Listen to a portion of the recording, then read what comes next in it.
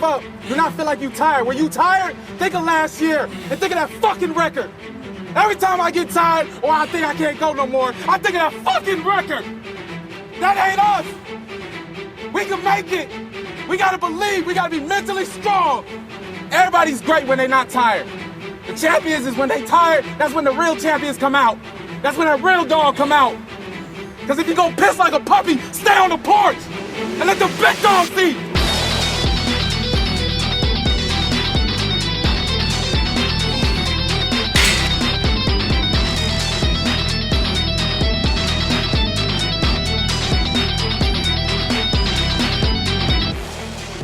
I never took education seriously. I had a 2.6 GPA, okay? I didn't take any honors, AP classes, nothing. Maybe I took honors English. Maybe. I don't even fucking remember.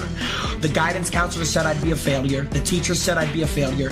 One of my teachers, my business teacher, said, "When are you gonna start taking life seriously?" Back then I was already streaming. I was already putting in hours, Charlie. But I never let anyone know that, Chesterfield. Because it's not about the hours that they know about.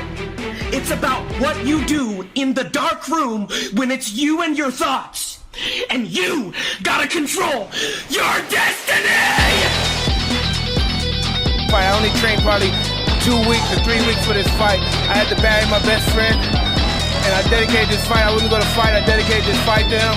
I was gonna rip his heart out. I'm the best ever. I'm the most brutal and vicious and most ruthless champion there's ever been. There's no one can stop me. Lynx is a conqueror. No, I'm Alexander. He's no Alexander. I'm the best ever. There's never been anybody ruthless.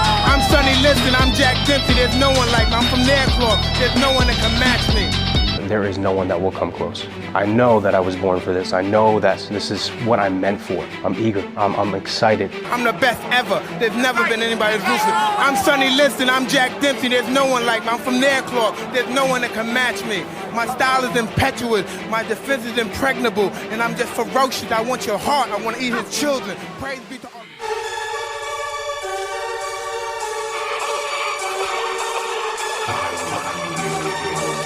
I think the drugs 100% killed him, as sad as that sounds, yeah. I think his worst enemy was the sport.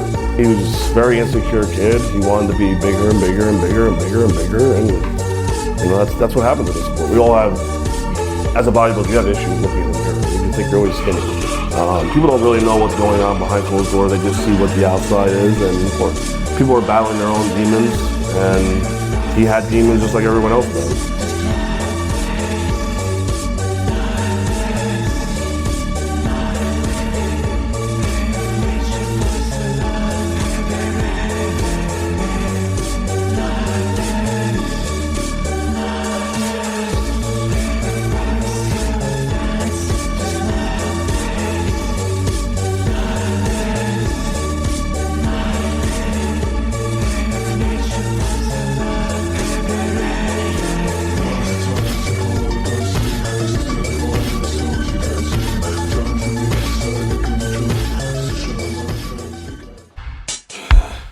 I'm Dallas McCarver, 22 years old, youngest IFBB pro in the world.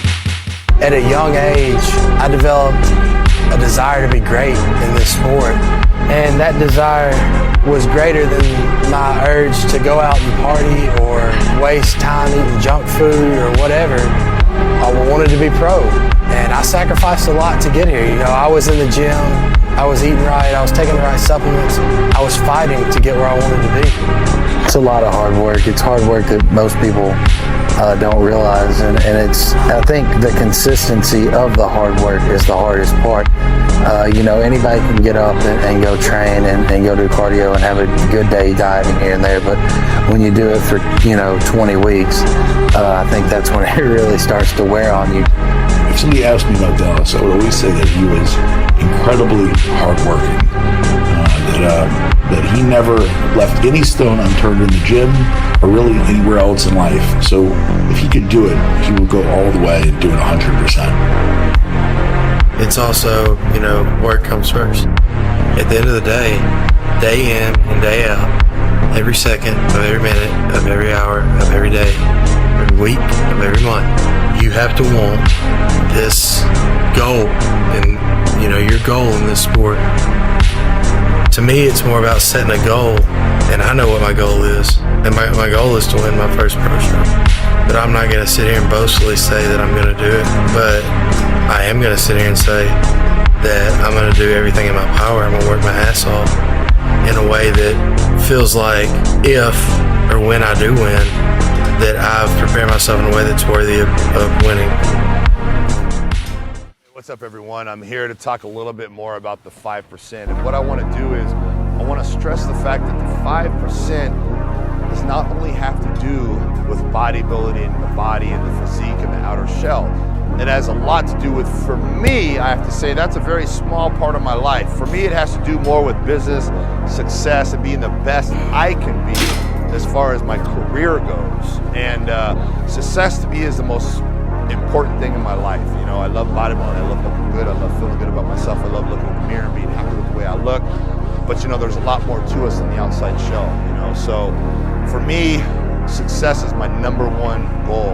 And I've done a lot of things in life, day trading, you know, stock market, you know, I've done real estate, you know, I have a lot of property in Texas.